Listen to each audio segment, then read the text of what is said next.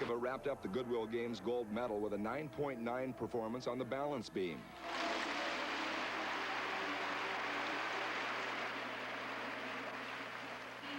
Then led two teammates, including Elena Shushinova, to the victory stand for an all-Soviet awards ceremony. Perhaps the most amazing thing about the Soviets' women gymnasts, the team here at the Goodwill Games has 4 world champions. And American coach Don Peters says that team also contains 3 gymnasts who are better than the world champs. Former world champion Romania's Nadia Comaneci, a judge at the competition, shared her thoughts about why the Soviets continue to stay on top of the gymnastics world. Probably the work is different, and I don't know, maybe it's a secret. And now it's up to gymnasts all over the world to try to figure out that secret. Michael Kalman, CNN at the Goodwill Games in Moscow. The medal count right now, the Soviet Union with 174, the USA with 106, but indeed the Russians have built an insurmountable lead. We will have on CNN at 3:30 this afternoon, Goodwill 86, and of course the coverage on Turner Network Television begins live at noon Eastern Time. We'll have more of CNN's Baseball 86 right after this. Honda Goodwill Update. Today's report is brought to you by Honda, makers of the Civic, Accord, and Prelude. This is Mr. James Burke in his Honda Civic. And these are the Burke boys. People say they sure take after their dad, right down to the cars they drive. All Hondas, which just goes to prove the old saying, like father, like son. And son, and son, and son.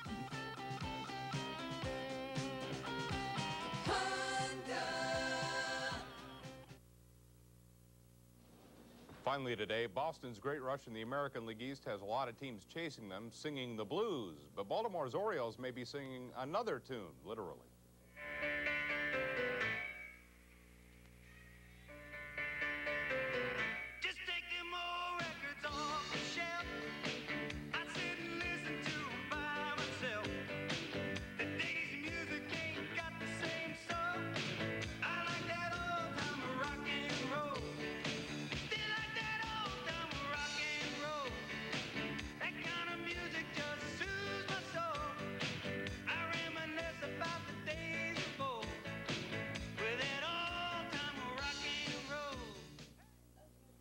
Of course, the proceeds of the sale of that record will go to the John Hopkins Children's Center in Baltimore. We will have the full story on baseball today on CNN Sports Saturday at 7 p.m. Eastern Time. And at this time tomorrow, Terry Chick will be along with CNN Sports Week to update you on the British Open baseball and Goodwill Games and a lot more. And at 7 p.m. Sunday evening, we'll have Sports Sunday. Our guest will be Martina Navratilova. So long.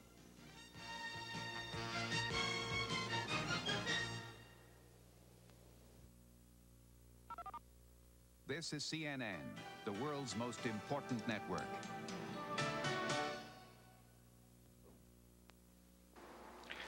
My friends, one of the most serious problems facing us in Terrebonne Parish doesn't have anything to do with oil or seafood or the marshlands. It has to do with alcohol. If you have a drinking problem, don't hide from it. Admit it, ask for help, and turn to God. Let me help you find the way to overcome your problem. Call me at the Hollywood Road Church of Christ in Houma.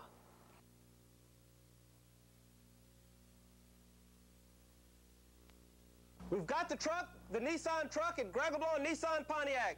This Nissan truck is our lowest price, yet it comes with 5-speed overdrive transmission and double wall bed construction. We've got higher ground clearance and more standard horsepower than any other base truck. Safety features include headrests, which the competition doesn't have. We've got the truck, the Nissan truck at Greg LeBlanc Nissan Pontiac, 1824 Canal Boulevard in Thibodaux.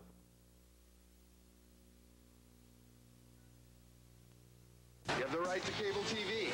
And in July, you also have the right to outstanding movies on Cinemax, like Mask, Light Force, and The Heavenly Kid.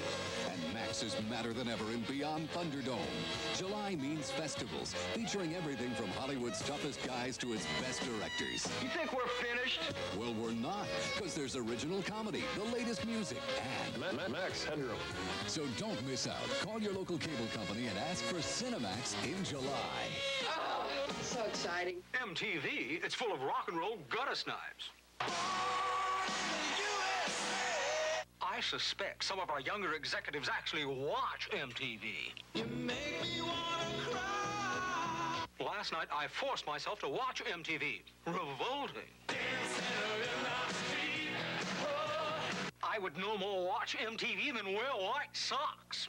MTV, some people just don't get it.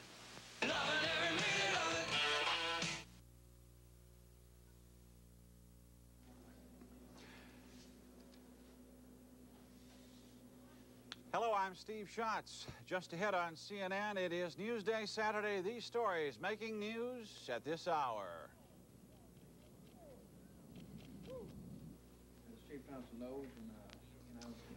Authorities break up a multi-million-dollar cocaine lab in northwestern Alabama.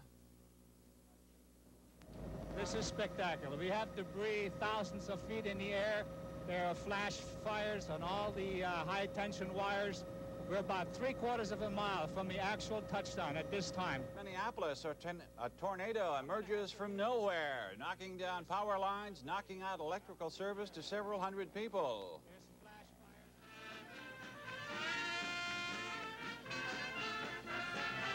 And in the woods outside Sacramento, they are making music in the mountains.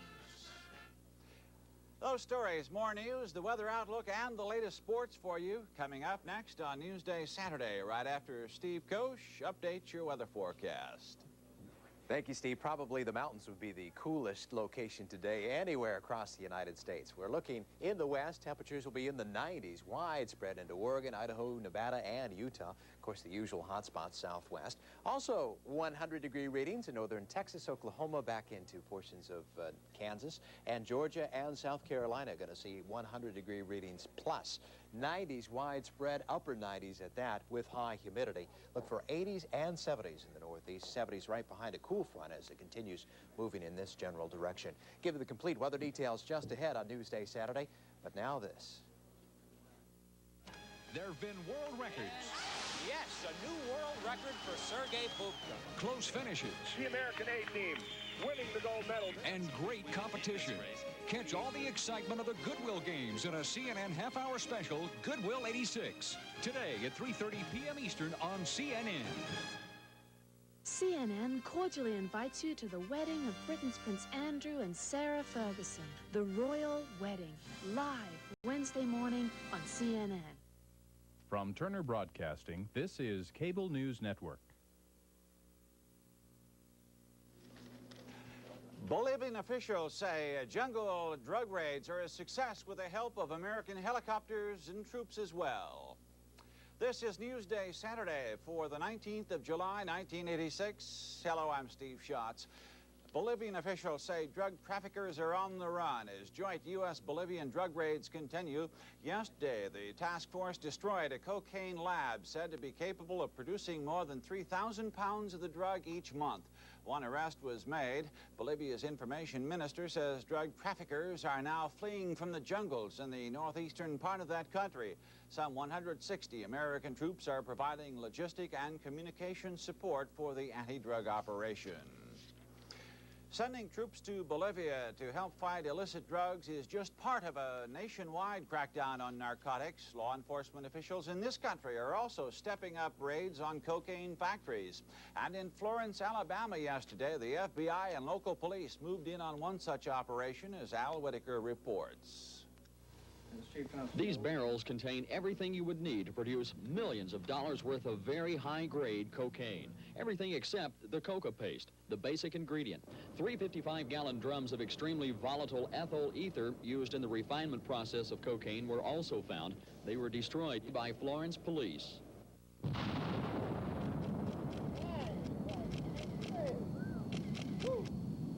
This is where the drug-producing equipment was found, in one of the storage rooms here at the self-service storage facility in Florence. It had not been here long, and there was evidence it had been used at least once. The equipment was taken here to the State Forensic Science Lab in Florence to be checked for evidence. We did find some residue that we have tested, and I have tested it as cocaine. It appears to be pure. And Gale says this particular set of equipment, although crude, is very effective, and he says the parts could be easily purchased by anyone. We were requested not to photograph the FBI or DEA agents involved in the investigation. Florence Police Chief Rick Thompson agreed to act as their spokesman. He says they do have a suspect. This person has been termed as extremely dangerous, always armed. He associates with motorcycle gangs. He has been in this area. It is our opinion that the lab was set up in this area for some period of time and probably would have been reassembled for the processing of cocaine. Since ether does produce the purest of cocaine, and since it can no longer be legally imported into South America, officials are afraid that these clandestine laboratories will begin popping up all over the place.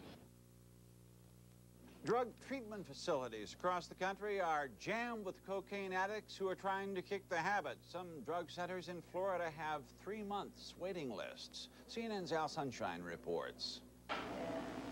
These youngsters are the lucky ones. Their parents are paying the Harborview Hospital in Miami as much as $15,000 a month for therapy, counseling, and a drug-free environment. I was into freebase really heavy. I was like smoking countless rocks every day. On the street, they call it rock, a more concentrated, highly addictive form of cocaine, more commonly known as crack. Because it's cheaper to buy, it has become so plentiful, police can hardly cope. And at some drug treatment centers, abusers find waiting lists as long as 90 days. Talking to treatment professionals across the country, they're all in pretty much the same boat. The interesting thing is that it used to be that you'd have to go to the major cities to find cocaine. With the introduction of crack, even the tiniest cities are seeing crack addicts. Young addicts say their craving for crack consumed them. This young man had to steal as much as $600 a day to feed his habit. While waiting to get into a drug program, he continued his career as a home burglar to finance his habit. It took at least 2 weeks because I went back out and did more. I knew that I needed help, but I didn't know who to go to. You know, I told my parents that I was on drugs and that I was stealing from them and robbing houses and stuff like that. The crack epidemic is spreading faster than campaigns to hold it in check. Drug abuse experts say there are not nearly enough drug treatment centers nationwide to meet the demand. Al Sunshine, CNN, Miami. The administration's investigation of some of this country's biggest defense contractors is heating up now, but that doesn't mean those caught cheating will be run out of the business. CNN's Greg Lamont reports from Los Angeles. A common scene these days. Defense contractors indicted on criminal charges running from the news media. According to Pentagon officials, 9 of the nation's 10 largest defense contractors are currently under criminal investigation. The allegations range from bribery and kickbacks to cost overruns and bid rigging. Just this week, Litton Industries, the nation's 19th largest defense contractor, pleaded guilty to fraud charges in the building of radar systems for the F-16, the B-52, Navy destroyers, and other weapons systems. Litton was fined $15 million and is currently suspended from any further Pentagon contracts. But that suspension isn't expected to last long. With all the allegations and indictments, you'd think the defense contracting industry would be struggling to stay alive. But that's not so. According to Andy Lightbody, the editor of Combat Arms magazine, the industry is flourishing, and we asked him why. They stay in business, number one, by the virtue that the defense industry itself is so expensive to get into that unless you're going to cut off your nose to spite your face and jeopardize national security, you have to keep going back to the same manufacturers. With 9 of 10 contractors under investigation, it's apparent something is terribly wrong. But David Crowther with Lockheed says you'll find his industry's problems everywhere. We have an imperfect system, and I don't know anyone who would not agree with that. We do indeed have an imperfect system in defense, as we have in your business and in every other business that I know of. Maybe so, but the boss of the Defense Department, Caspar Weinberger, says imperfect or not, he'll continue his crackdown on cheats in the system. Our continued audits do turn up criminal activity by some people. And when we find that, we pursue it very vigorously. Before leaving office, President Eisenhower warned Americans of the power of the military-industrial complex. His words have never been more true. Despite abuses, indictments, and arrests, the industry remains very strong. Greg Lamont, CNN, Los Angeles. In Lebanon, police say Muslims ambushed a bus from the American University Hospital today, killing a doctor, 2 nurses, and a hospital administrator. 3 other hospital workers were injured during the attack. Police say the ambushers sprayed the bus with gunfire at a crossing that divides Beirut. All of the victims have been identified as Lebanese Christians. President Reagan says he is still firmly opposed to sanctions against South Africa, but in a speech this Tuesday, he will reportedly call for new diplomatic and political steps against apartheid. The steps are said to include opening communications with the outlawed black nationalist organizations. Reagan has scheduled his speech for 2 p.m. Eastern Time. Democrats are already planning to make their response, but CNN will carry the president's remarks live. University of California regents have voted against apartheid. They have decided to sell off more than $3 billion in investments in companies doing business in South Africa. CNN's Craig Heaps reports now from San Francisco. For student protesters, the divestment vote was a victory. For the University of California regents, it was a change in direction. The vote reversed a decision in June of last year not to divest, but to study each investment on a case-by-case basis. It was also a reversal for Governor George Deukmejian. Up until now, he has favored the more conservative case-by-case approach. But this week, he surprised many observers when he said he would ask the regents to sell the university's investments in companies that do business in South Africa. Conditions have changed in South Africa during the past year. I thought what we did last year was appropriate at that time, and I still feel that was appropriate. And I feel that today's action is indeed appropriate, considering the changes that have occurred in the intervening year. Los Angeles Mayor Tom Bradley is running against Deukmejian for governor. He questions Deukmejian's motives. So I have to raise a question of, was this an expedient action taken during the course of this political campaign? Because this certainly is the most monumental flip-flop of his entire administration. The divestment plan will take 4 years. For some, it may not come soon enough. Activists have been pushing for divestment since 1977. In recent years, the protests have escalated. This spring, the protests turned violent when demonstrators built a South African-style shantytown on the University of California's Berkeley campus. Since then, demonstrations have been peaceful, but the demonstrators have been no less firm in their resolve to have the university pull its money out of companies with South African business connections. It appears they got what they wanted. Craig Heaps, CNN.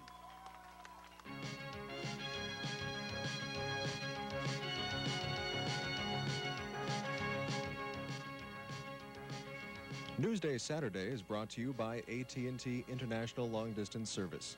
AT&T, the right choice. いろいろお世話になりました。お元気でいてください。 Jose, have you learned your English to live in America? I would be missing you very much, Grandfather. Saying goodbye is never easy, but with AT&T International Long Distance, it's easy to say hello. A 10-minute call to Japan can average just 95 cents a minute. Only AT&T keeps you this close anywhere in the world.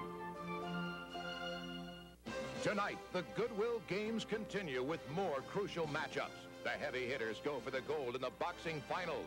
The men's volleyball championship is served up, and weightlifting reaches a feverish pitch. The best against the best. Turner Broadcasting presents the Goodwill Games. Check your local listings. Monday on Moneyline, corporate profits. Who's in the red and who's in the black? Find out Monday on Moneyline at 7 Eastern on CNN.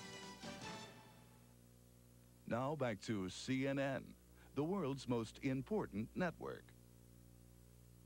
Tornadoes threatened suburban Minneapolis yesterday. Officials say some homes were damaged. About 1,200 residents left without power during storms yesterday. A helicopter pilot from a local TV station says the twisters seem to come from nowhere. This is spectacular. We have debris thousands of feet in the air. There are flash fires on all the high-tension wires. We're about 3/4 of a mile from the actual touchdown at this time. I'm going to have to leave this area here. The debris is drifting my way here. I'm going to have to leave the area. There's flash fires and all the high tension wires.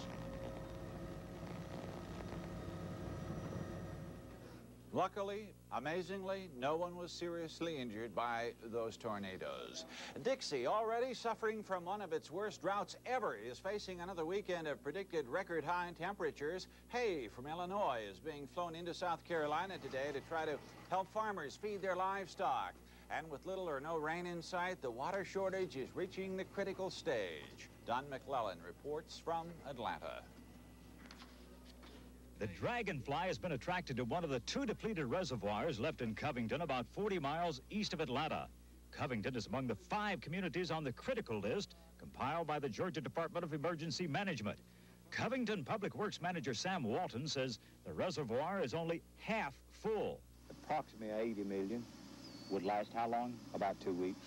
Besides Covington, the other Georgia communities on the critical list are Ellijay, Monticello, Elberton, and Zebulon. Each of the community's situations is similar to Covington's. The water levels of the source, in Covington's case, the Alcovy River, the water levels of the source have dropped below the intake pipe at the pumping stations. I've been with the city 30 years, and this, of course, is as narrow as I've ever seen and low as Alcovy River's ever been. They put sandbags down there to back up the water enough so it can be moved in a relay fashion through these pipes, coming around here to the main pumping station, so that the water is deep enough there to reach the main intake pipes.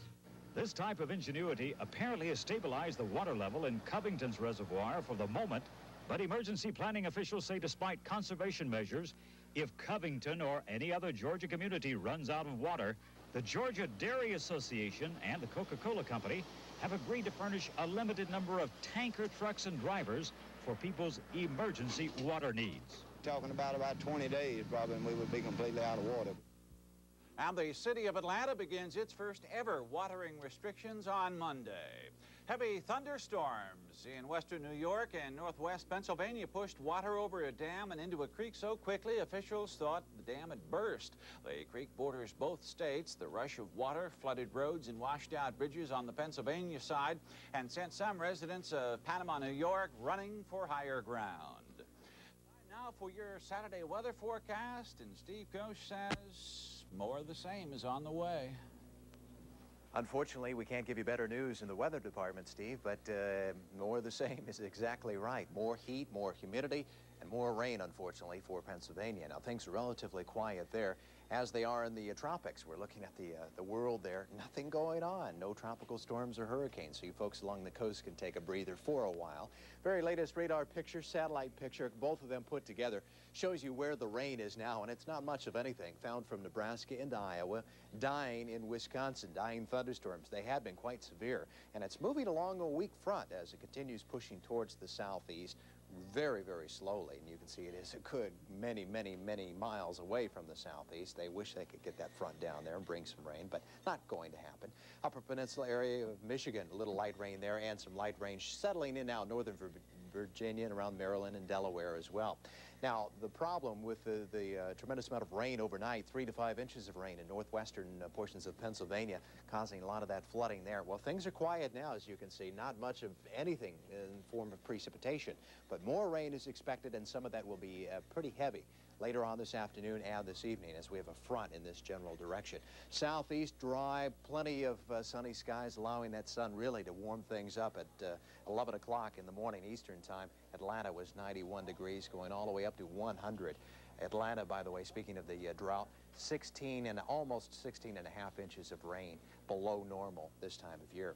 In the west, it is precipitation free as well. Plenty of, as you see, plenty of sunny skies found there, and that will continue as we look at our forecast weather map for later this afternoon. No problem weather-wise there. We won't even talk about it.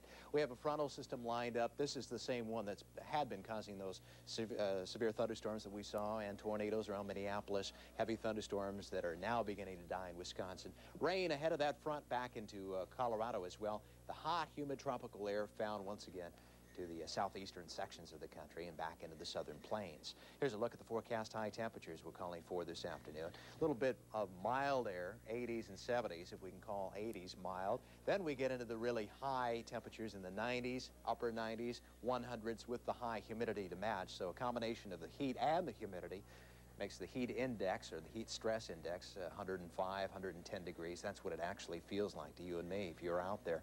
90s in the west and 100s in the southwest. Here now, here's a quick look at some of the forecast high temperatures we're calling for this afternoon.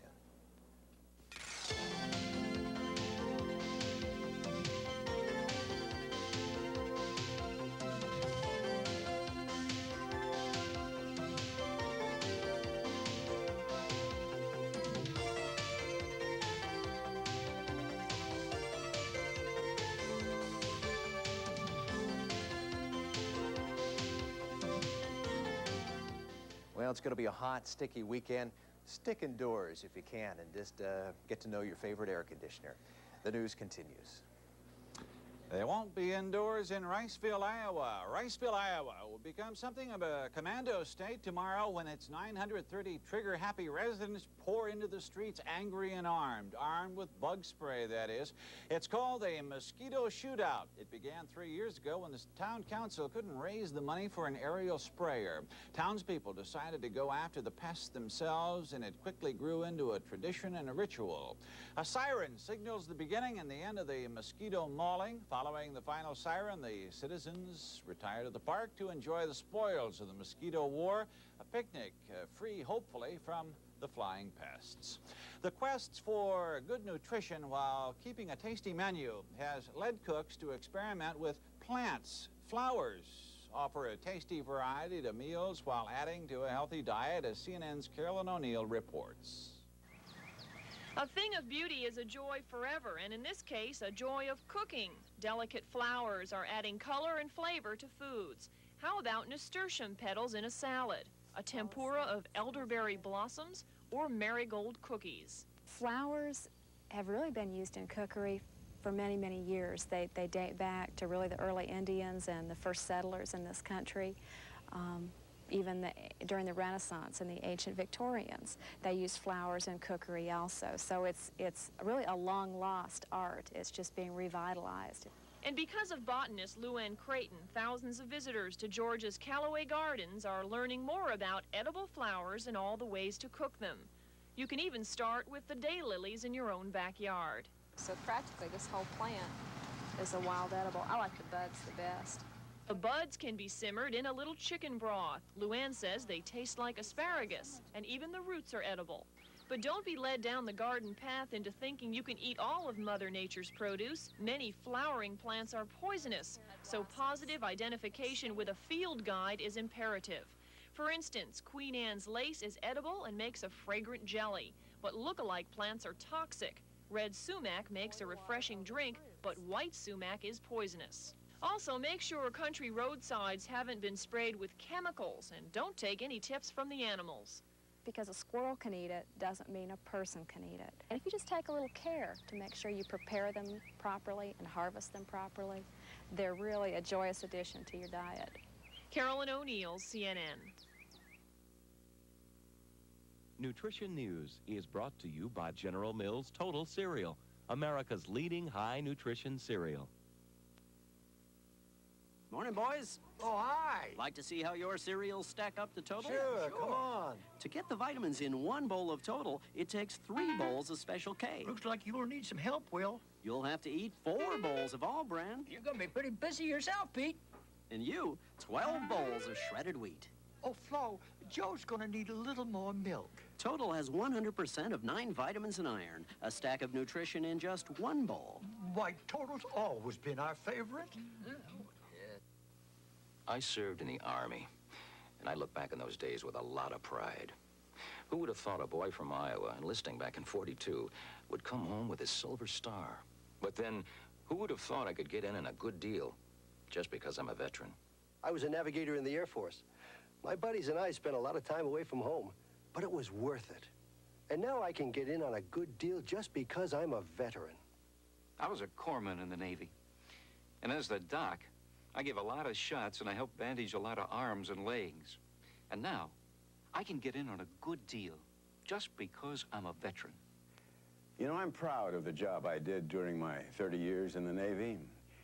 But I'm just as proud of this new job, telling veterans about guaranteed life insurance for just $5 a month. That's right. because you're a veteran, age 50 to 74, or the spouse or widow of a vet, you are guaranteed this life insurance. And you cannot be turned down. Because you're a veteran, you pay the special veterans rate of only $5 a month. That's all, just $5 a month. And you don't have to take any kind of medical exam or answer any health questions. So why not call this toll-free number and get this free information package? It gives you all the facts about guaranteed life insurance. You'll also receive information on the Veterans Pharmacy Exchange, a shop-at-home service that can save you money. Now, there's no obligation, so get in on a good deal just for veterans. All veterans age 50 to 74 call 1-800-228-3302. The information package that Mr. Ford spoke of will be mailed to you immediately. Call 1-800-228-3302. That number again is 1-800-228-3302. The information is free, and so is the call. 1-800-228-3302. Time now for Saturday sports, and once again, we start out with an unhappy story about a good guy, John. Very well put, Steve. Indeed, we do. Kansas City Royals manager Dick Howser will undergo surgery this coming Wednesday to remove a brain tumor. The tumor was found after Howser checked into St. Luke's Hospital in Kansas City the day before yesterday. Howser had been complaining of neck pains and headaches and had appeared somewhat flighty in his speech lately. The diagnosis of a brain tumor shocked the Royals. In the last week or so, he was just a little different, like he had something on his mind or didn't have something on his mind, and you know, he was just a little different. And now you find out he's got a tumor, and you feel real bad, not only for him, but for his family also. Surgeons are waiting for the swelling to subside before attempting to remove the tumor. It is not yet known if the tumor is malignant or not. Well, the U.S. men's basketball team was nearly arrested in Spain yesterday. The Americans showed up at the practice site in Madrid. The Italians were on the court. The U.S. team insisted the court time belonged to them. Officials didn't agree. Police were summoned. They told the U.S. team to leave or face arrest, to which American coach Lute Olson said, quote, "Okay, put us in jail and let the Russians play themselves for the gold," unquote. The U.S. and Soviets face each other tomorrow. A compromise was indeed reached. The U.S. did practice. The Goodwill Games, of course, entering the final weekend of competition. Coverage along the Turner Network television line has begun. Today, the top story, the U.S. facing the Soviet Union for the gold in men's volleyball. Honda Goodwill Update. Today's report is brought to you by Honda, makers of the Civic DX-HB. Is this the key to your car? If so, consider the Honda Civic DX hatchback. It's full of space. The key is its long lines and innovative engineering. It keeps you from feeling packed in. Even the rear seats slide back and recline. You know, this small car is so big, it's simply uncanny.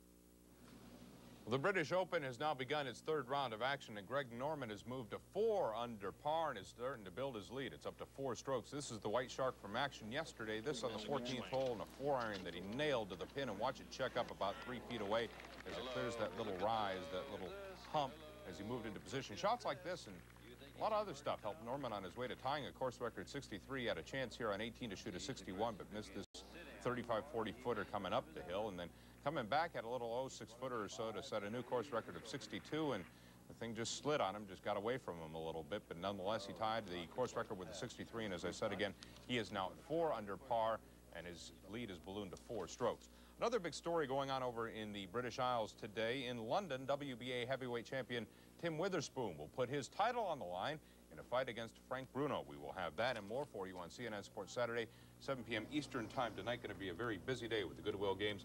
And in the next hour, some very interesting stories. One about Kareem Abdul-Jabbar suing his former manager, and Martina Navratilova returning home for the first time since she defected from Czechoslovakia. Yeah, that's right. You had it right. We had it right. We'll see you in an hour and see if you can do it again. Right.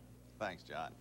In just about 3 hours from now, Kennedy watchers will have a real treat. Caroline Kennedy, the daughter of Jacqueline Kennedy Onassis and the late President John F. Kennedy, is marrying New York businessman Edwin Schlossberg. Despite the family's efforts to keep the ceremony and plans private, curious onlookers are crowding out now in front of the church in Centerville, Massachusetts, to get a glimpse of the couple. Ahead on CNN, the dry spell drags on, and farmers in the Southeast are feeling the heat more than ever. More on that when Newsday Saturday continues in 30 minutes. I'm Steve Schatz. Stay with us now for Evans and Novak. Their guest, the Prime Minister of Pakistan. Don't go away.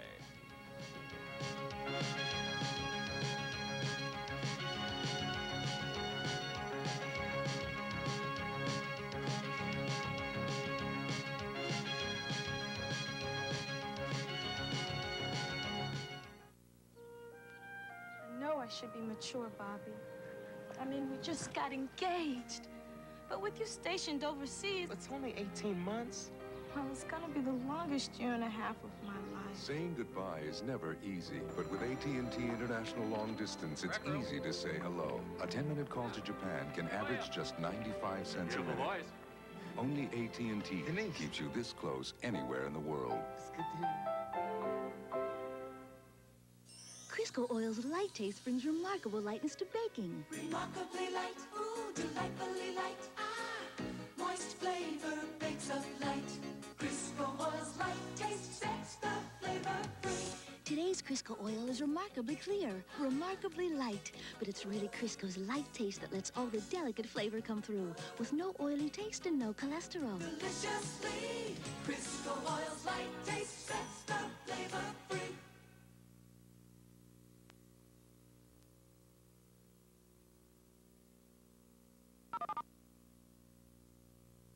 CNN tells it right. Your window on the world, both day and night.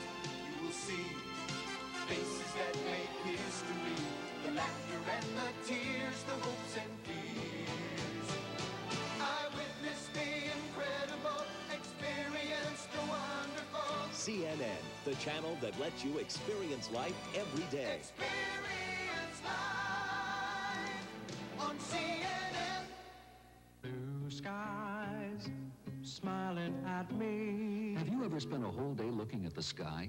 Nothing but blue skies do I see. Probably not, but just see what you've been missing. Blue days, all of them gone. The sky, it'll make you feel better. Nothing but blue skies from now on. For Spacious Skies, a non-profit organization, 3 Joy Street, Boston.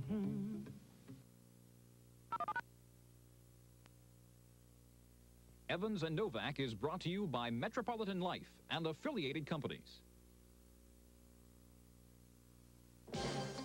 From Washington, Roland Evans and Robert Novak bring you the people who are the news on Evans and Novak.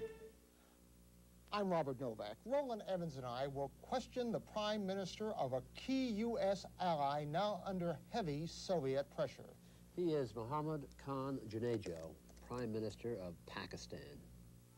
Pakistan's support of the anti-Soviet rebels in neighboring Afghanistan is putting Pakistan under increased Soviet pressure.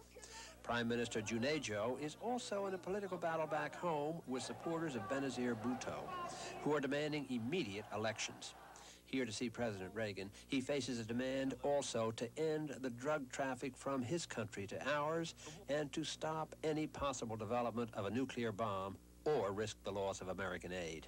Prime Minister, the Soviet Union has been increasing its air attacks across the border of Afghanistan against border villages of your country, and they have been wounding and killing many of your citizens. Is the reason for this an effort by the Soviets to make you stop your assistance to the Afghan patriots? Obviously, this is the situation, because I have felt during last 3 months, after the arrival of Mr. Najibullah as now new leader in Afghanistan, the attacks by air and by ground has increased. We'll be back to ask more about this serious problem of the Prime Minister of Pakistan after these messages.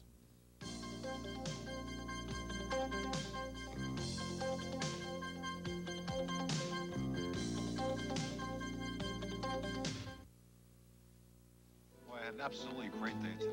Let me tell you what happened at lunchtime. When people have a drink too many, they don't just become different. They become potentially dangerous. They think they can do things they simply cannot do. Watch the road, honey. There's a light coming up. I can make it. Hun! I can make Watch it. out! There's been an accident on I-66. If you think you're the same after you drink, think again. A message for your life from the American Medical Association. Me and my colleagues would like to give thanks to all you nice people who don't like to get involved. You know who you are. You, who saw us ripping off that house on 8th Street and didn't call the cops. Thanks. All you people.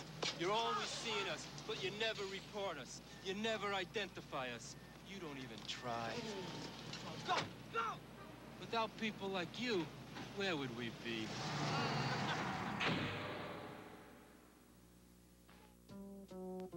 What's the world-famous Metropolitan Life representative up to now, Charlie Brown? He wants to make sure people know that Metropolitan offers auto insurance, homeowners insurance, health insurance, and retirement planning, as well as life insurance. What's he got in mind?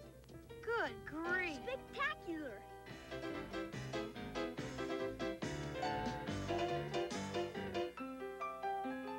Get Met. It pays.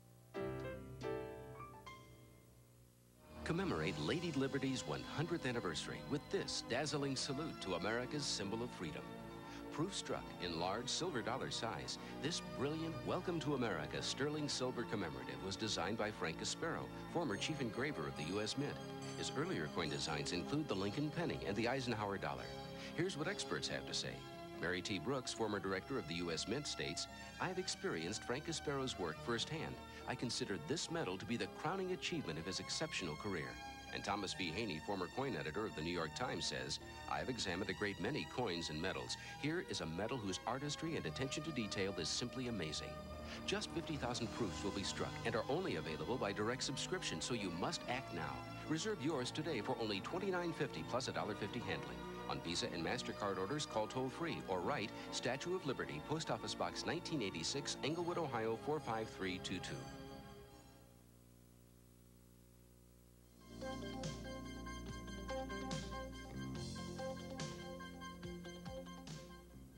Prime Minister Junejo, we are talking about the attacks on Pakistan by Soviet aircrafts.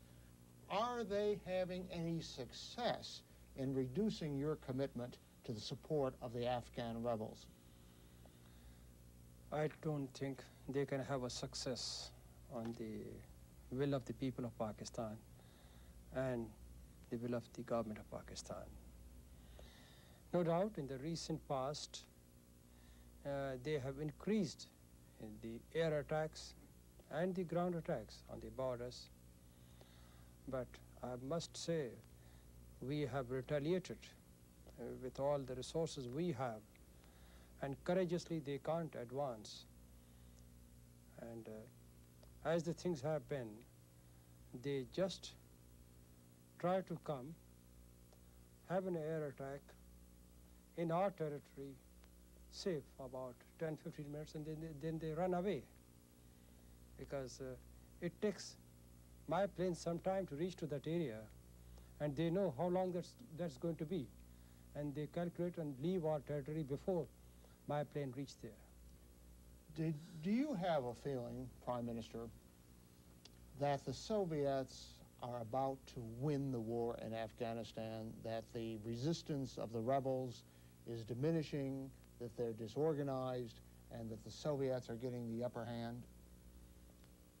Well, as the things have been in the last 6 years, maybe when the things started, the feelings the Soviets had that they will be having a complete control in Afghanistan in first 6 months. But there has been a retaliation from the people of Afghanistan. And as the things have been, I have been, of course, with a serious problem of having over 3 million refugees on my soil, but I must say the people of Afghanistan has retaliated very well, and they have a lot of resistance, and they are not going to give in. Do you see any prospect of a withdrawal by the Soviets, a negotiated withdrawal over a period of time? Well, when we talk about the withdrawal of Soviet troops from Afghanistan, it's a question which we have initiated through an indirect talk at Geneva. You all know that this indirect talk which is taking place in Geneva, and we have completed 7 rounds there.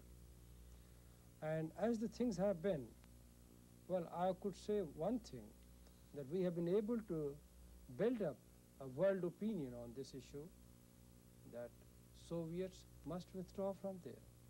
And the last resolution which was moved in United Nations last year, 122 countries of the world supported the resolution that Soviets must withdraw from Afghanistan. This indicates that the world opinion is being built up on that issue. But what is your expectation, sir? Well, I would say it's not so easy that they are going to withdraw, because the last discussions they had with us in Geneva, straight away they offered. They said, it will take us about 4 years to withdraw. How about agreeing to this? Well, I had my representative, the foreign minister, Sahibzada Yaqub Khan. He told them, he said, when you talk about 4 years, to be very frank, this is not where I could even sit and discuss it. You talk something practical, which I should make it acceptable to myself. Like 6 months? Well, like 4 months, not 6 months. He said, you're talking about 4 years, and I would say even 4 months are on the higher side to give it to you for withdrawal. Is there a chance, to follow up my partner's question, that the Soviets could ever, in your opinion, agree to a 4-month timetable of withdrawal? Do you think it's possible, sir? Well, now this is a question for which we have to pursue, and I'm not really certain on it, because as the things are, I don't think it would be possible that they would agree upon this. Now, Prime Minister, President Zia told us on this show a little less than a year ago that there was a good chance for the spirit of Islam, as he put it, the spirit, the flame of Islam, lighting in the Soviet Union, those parts of the Soviet Union near Afghanistan. Has that happened, Prime Minister? Has there been any manifestation of anti-Russian feeling in those Islamic parts of the Soviet Union? Now, frankly, the Muslims which live in that part, Muslims, well, they are the people, they believe, and their belief is which nobody can could deprive them of that. And now, this action which they have taken in Afghanistan, where they would like to have their will through in that area, and the resistance which they have faced, because this is purely a resistance from the people of Afghanistan. They wouldn't like to have any superior authority from Soviet Union on the soil of Afghanistan. This indicates the determination from the Muslim population, and you know Afghanistan is a Muslim country, and they would not accept the Soviet superiority in that area. And Muslims who reside on the border of Afghanistan, they are also, I would say, well, they are picking up the courage to realize it. So this is just a beginning of the things. There has been much discussion, Prime Minister, in this country about sending Stinger anti-aircraft missiles to the rebellion, to the anti-Soviet freedom fighters in Afghanistan. Did you discuss this, sir, with our President, Ronald Reagan? No. What is your own opinion as to whether that might be a help for the Mujahideen who are fighting the Russians in Afghanistan? I don't think that they have these sophisticated weapons for the use there. They wouldn't be able to learn quickly enough? I don't think they have that. Mr. Prime Minister, did you ask President Reagan for any additional assistance, particularly in connection with this war and your coping with the refugee problem in the war? Well, the question came under discussion. I mentioned about the refugees who are on our soil. I said I have 3 million refugees, and to look after them, it's not an ordinary thing. And further, if you see the total expense which is being incurred every day, it's $1 million. And the past experience which we have had of helping these refugees, we hardly get 50% from the donor countries to help the rehabilitation of these refugees. So it is a... Do you think you're going to get some more help from President Reagan on this?